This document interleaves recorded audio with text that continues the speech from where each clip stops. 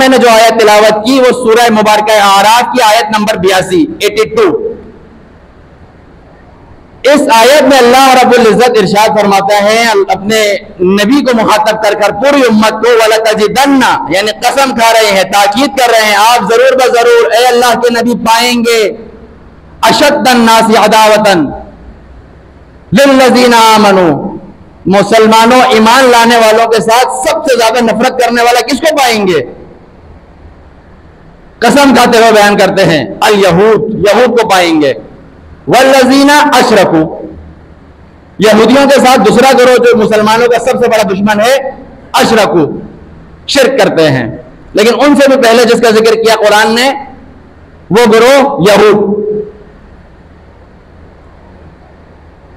इसके बाद आयत के दूसरे हिस्से में जाहिरन नसारा की तारीफ की गई है, लेकिन अगर आप मुफस्सिरीन का मुताला करें तो वो इस आया के शान नुज़ूल को सिर्फ नजाशी बादशाह के साथ खास करते हैं कि वला तजिदन्ना अक़रबहुम मवद्दतन लिल्लज़ीना आमनू अन-नसारा, कि इस नसारा से मुराद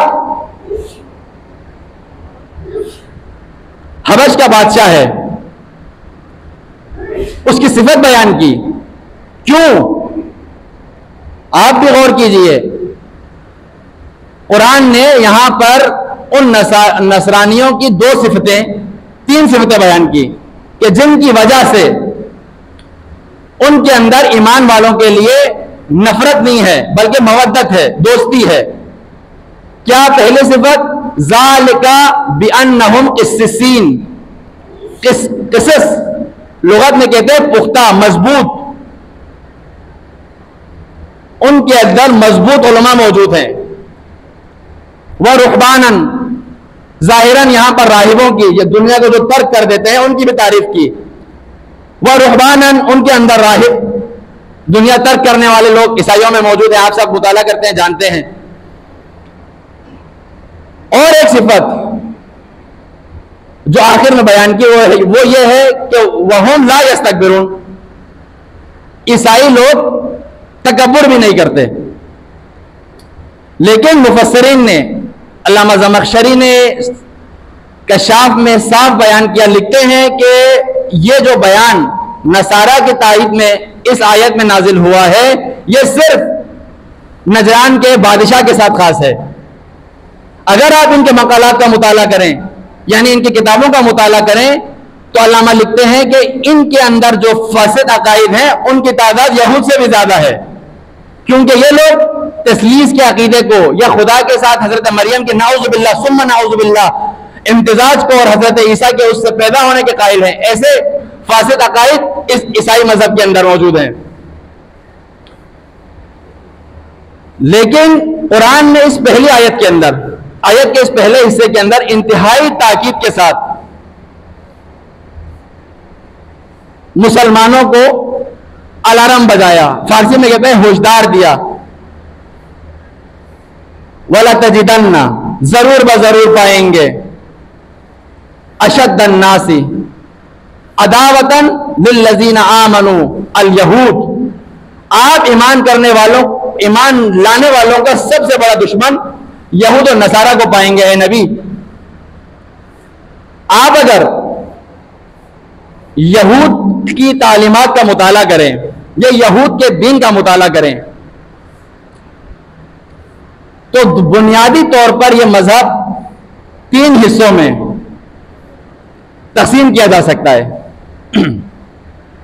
पहला हिस्सा इनका इब्तिदाई दौर जो कब्ल मसीह है, इसके बाद ये सफ़े तारीख से मिट गए, यानी इनका पोशीदा दौर जिसमें इनके बारे में इनके पास ना कोई ताकत थी ना कोई सरमाया था, दुनिया के मुख्तलिफ हिस्सों में इनको भगा दिया गया था, होलोकॉस्ट के हिटलर के जमाने तक दुनिया के नक्शे पर इनकी कोई सियासी या इज्तिमाई कोई नुमाया हैसियत मौजूद नहीं थी। लेकिन उसके बाद 18वीं सदी में, 18वीं सदी के भी आखिर में 1880 1870 की दिहाई में बरतानिया ने इन्हें दोबारा से जमा करना शुरू किया।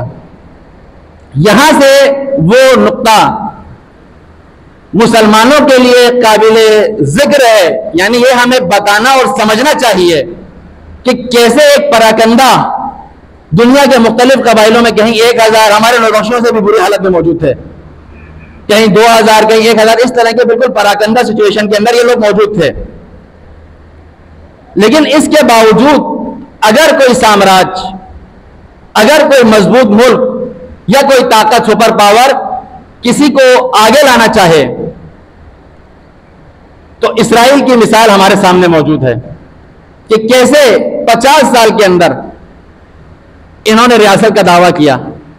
14 मई 1948 को 7 दिन तक इसके करीब में मौजूद अरब ममालिक ने इससे जंग करने की कोशिश की। 7 दिन, 7वें दिन वो हार मान गए और इसने अपनी रियासत का बरमला ऐलान कर दिया। वो दिन आज का दिन पूरी आलम इस्लाम इस नासूर की वजह से एक ऐसे दर्द और कर्ब में मुब्तला है कि जिसका अजाला मुमकिन नहीं हो रहा है।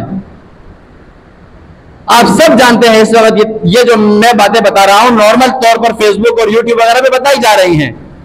80 लाख की आबादी, आज भी जमहूरिया इसराइल की कुल आबादी 80 लाख नफूस पर मुश्तमिल है।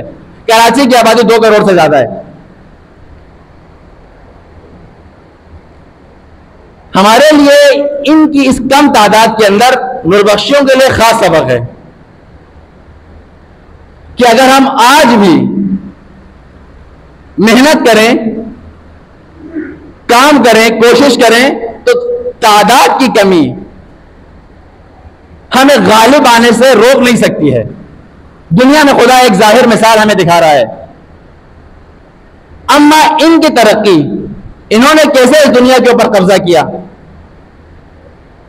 आप देखिए आखिरी 100 साल के अंदर सबसे ज्यादा नोबेल इनाम इस मजहब के लोगों को दिए गए। सबसे ज्यादा साइंसी इन्वेंशन यहूदियों ने की।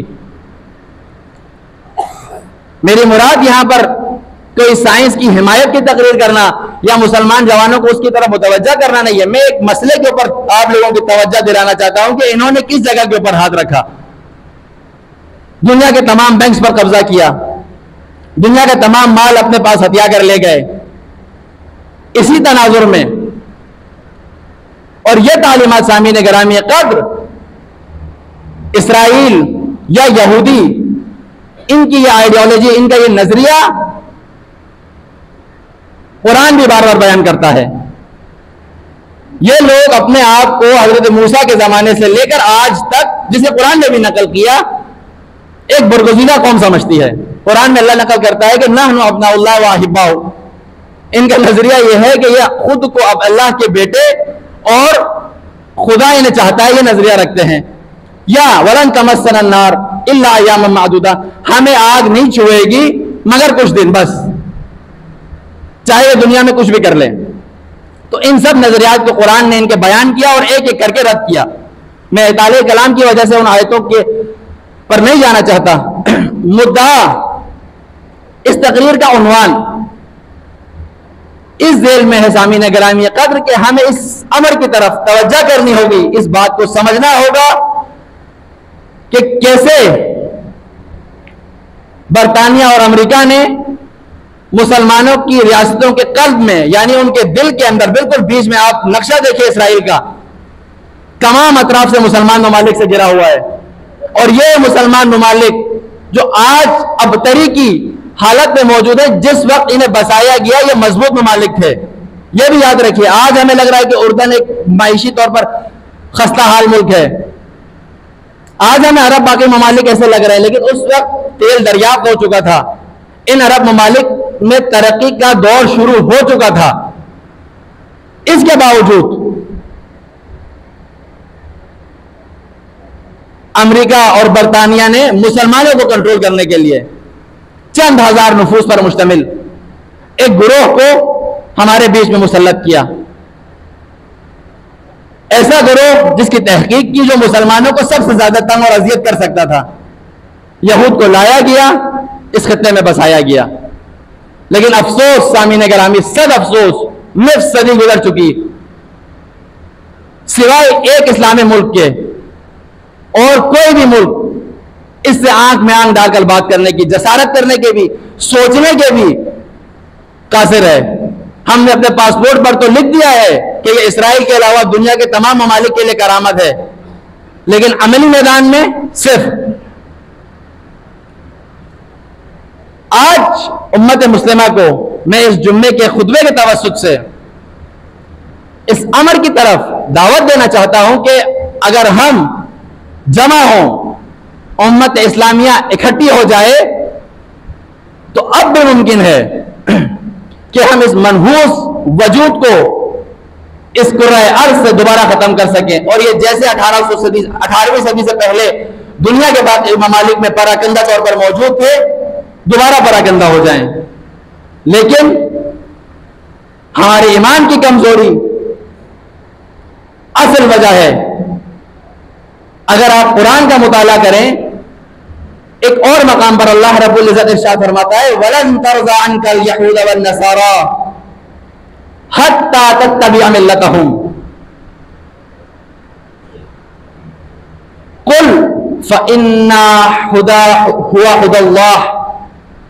फरमाते अल्लाह ताला फरमाते हैं, ए नबी, यानी अगर हम ये सोचते हैं कि अगर हम इनके आगे खामोश हो जाएं या इनकी इताअत करने लगे, जैसे कि इस वक्त अरब कंट्रीज कर रही हैं, कुरान का वादा है, लन तरज़ा, राजी नहीं होंगे, अनका तुझसे है मुसलमानों, तुम लोगों से, यहूद व नसारा, यहूद और नसारा तुमसे हरगिज़ राजी नहीं होंगे। कहां तक? हत्ता तत्तबिअ मिल्लतहुम, तुम्हें यहूदी बनाकर छोड़ेंगे, यहां तक कि आप उनकी यहूदियत की पैरवी करें।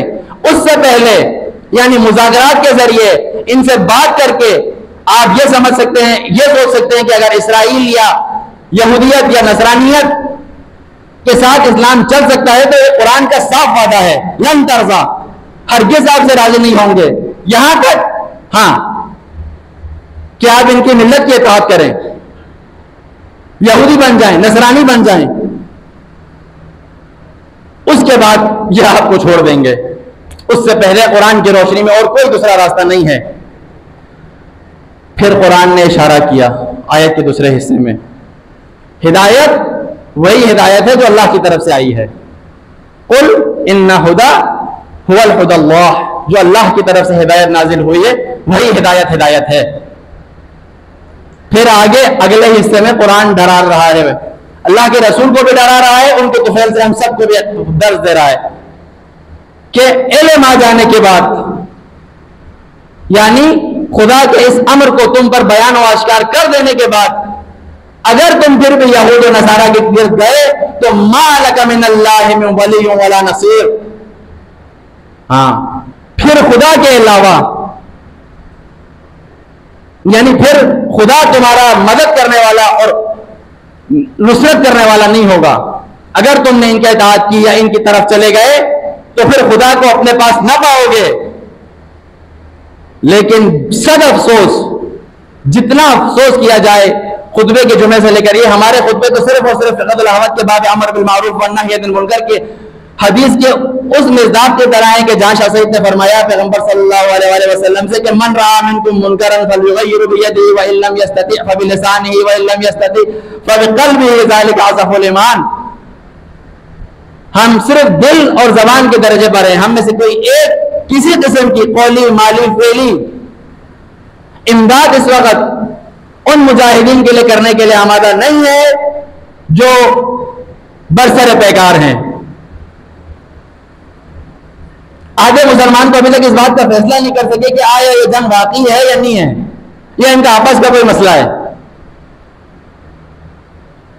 मुझे उनकी अकल पर बारहा हंसी आती है,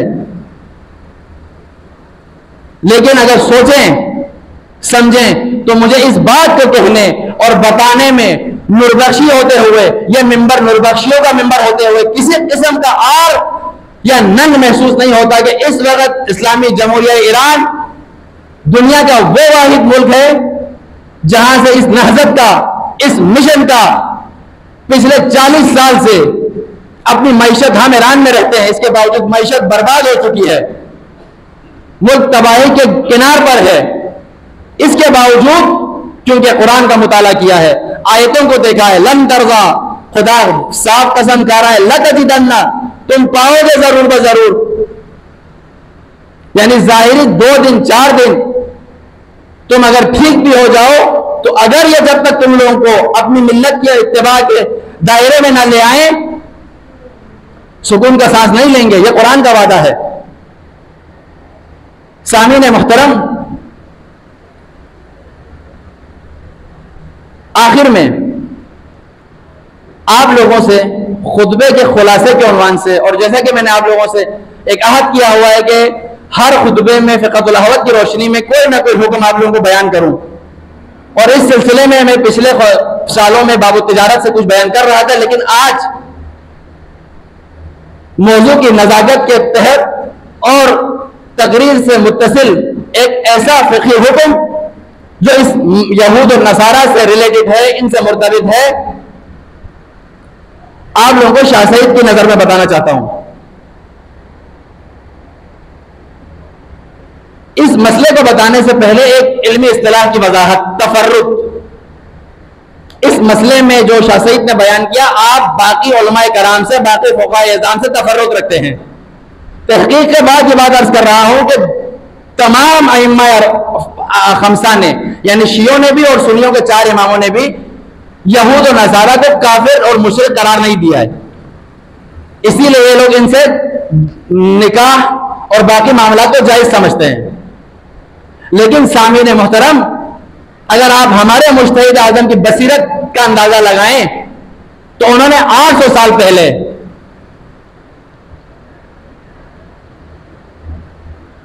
इस मजहब को मुशरिकीन के खाते में डाला। जैसे कि कुरान में 20 आया मुबारका में वल्लज़ीना अशरकू, यहूद पर जिस चीज को आतफ किया वो मुशरिक हैं। अगर आप मुफस्सिरीन का तफासिर का मुताला करें तो बहुत बेशतर मुफस्सिरीन ने लिखा है कि ये अत्फ भी इसीलिए है ताकि इनको मुशरिकीन के जुमरे में डाला जाए।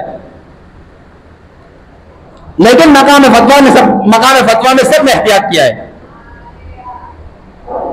मगर आपके और मेरे मुज्तहिद आज़म ने फिक़्ह में 12 बाबू जिहाद के अंदर भी, बाबू निकाह के अंदर भी, बाबू सलात के अंदर भी, 3 मकामात मेरे दिमाग में भी मौजूद है। यहूद और नसारा को अल-आन हुक्मुहुम हुक्मुल मुशरिकीन वला यजूज़ु मुनाकात, अब इस जमाने में इनका हुक्म, कहते हैं अब इनको दावत दी जाएगी, बस सुलह खत्म, अगर इस्लाम ले आए ठीक, व इल्ला कत्ल किया जाएगा।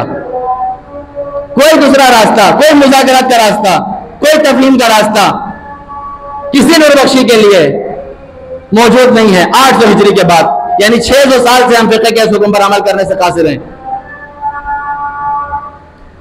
आपने बयान फरमाया कि मेरी नजर में, यानी शाह सईद अलैहिर्रहमा अपने फतवे की रोशनी में यहूद और नसारा को मुशरिकीन में शुमार करते हैं, इसीलिए नूरबख्शी दुनिया में इनसे निकाह भी जायज नहीं है मगर एक इस्लाम ले आए। दोबारा इस बात की तकरार बयान करना अपने शरीफ फरीज़ा समझता हूं कि हमें इस वक्त मुत्तहिद होकर अगर हम फ़िअली यानी अपनी जान से मदद ना कर सके, तो कौली और माली हर मदद हर उस शख्स तक पहुंचानी चाहिए जो इसराइल के खिलाफ खड़ा हुआ है। यही हमारे फ़िक़्ह का हुक्म है, यही इस्लामी तालीमात हैं, यही शाह सईद अलैहिर्रहमा का मिशन है।